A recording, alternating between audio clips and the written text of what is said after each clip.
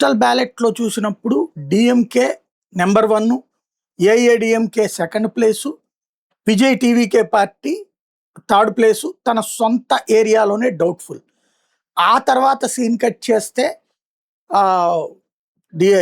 TVK number 1, DMK second place, AIADMK third place.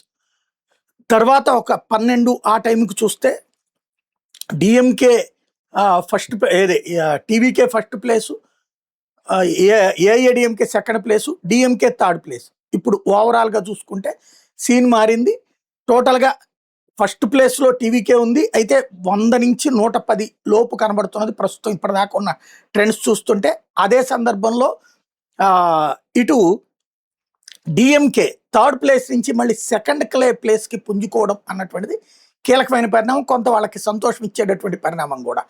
అదే సందర్భంలో AIADMK 3వ స్థానానికి పడిపోవడం అన్నటువంటిది భారతీయ జనతా పార్టీ నేతృత్వంలోని కూటమికి ఒకంత ఆవేదన కలిగించేటటువంటి పరిణామం. తమిళనాడులో వచ్చేటప్పటికి డిఎంకే 73, ఏఐఏడిఎంకే 57, టీవీకే 103. పొద్దున 110 దాకా వెళ్ళింది, మళ్ళీ 103, ఇతరులు 1.